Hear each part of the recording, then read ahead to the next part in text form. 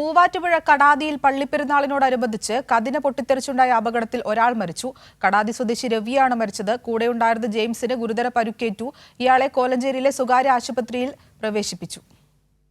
Muvattupuzha Kadathi saint Peter's and saint Paul's യാക്കോബായ പള്ളിയിലെ പെരുന്നാളിനോടനുബന്ധിച്ച് കതിന നിറയ്ക്കുന്നതിനിടെയായിരുന്നു അപകടം.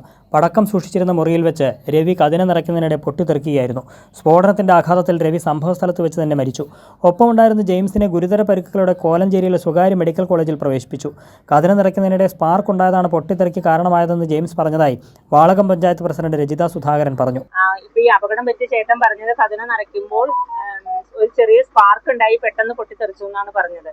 അദ്ദേഹം കോലഞ്ചേരി മെഡിക്കൽ ഹോസ്പിറ്റലിലുണ്ട്. അദ്ദേഹത്തിനോട് നമ്മൾ നേരിട്ട് സംസാരിച്ചിരുന്നു. മരിച്ച രവിയുടെ കുടുംബത്തിന് അടിയന്തര സഹായമായി 1 ലക്ഷം രൂപ നൽകുമെന്നും പരിക്കേറ്റ ജെയിംസിന്റെ ചികിത്സാ ചെലവ് പൂർണ്ണമായി പള്ളി മാനേജ്മെന്റ് ഏറ്റെടുക്കുമെന്നും ഇടവക വികാരി ഫാദർ ബിജു വർക്കി കൊരട്ടയിൽ അറിയിച്ചു. മരിച്ച കുടുംബത്തിന് അടിയന്തരമായിട്ട് 1 ലക്ഷം രൂപ കൊടുക്കാനായിട്ടും അതുപോലെ തന്നെ ചികിത്സയിൽ കഴിയുന്നവരുടെ മുഴുവൻ ചികിത്സാ സഹായവും പള്ളിയിൽ തന്നെ ഏറ്റെടുത്ത് നടത്താനും പള്ളിയുടെ പെരുന്നാളുകളുടെ ക്രമീകരണങ്ങളെല്ലാം ചടങ്ങുകൾ മാത്രമായിട്ട് നിർത്താനുമായിട്ടാണുള്ള ക്രമീകരണമാണ് ചെയ്തിരിക്കുന്നത്. ആഘോഷങ്ങളെല്ലാം മാറ്റിയിരിക്കുന്നതായ ഒരു തീരുമാനമാണ് ഇപ്പോഴത്തെ മാനേജിംഗ് കമ്മിറ്റി എടുത്തത്. പൊട്ടിത്തെറിയുടെ ആഘാതത്തിൽ സമീപത്തുണ്ടായിരുന്ന കെട്ടിടത്തിനും സാരമായ കേടുപാടുകൾ സംഭവിച്ചിട്ടുണ്ട്. സംഭവത്തിന്റെ പശ്ചാത്തലത്തിൽ പള്ളിയിലെ സദ്യ ഉൾപ്പെടെ ആഘോഷ പരിപാടികൾ ഒഴിവാക്കിയതായും പള്ളി അധികൃതർ അറിയിച്ചു. കൈരളി ന്യൂസ്, കൊച്ചി.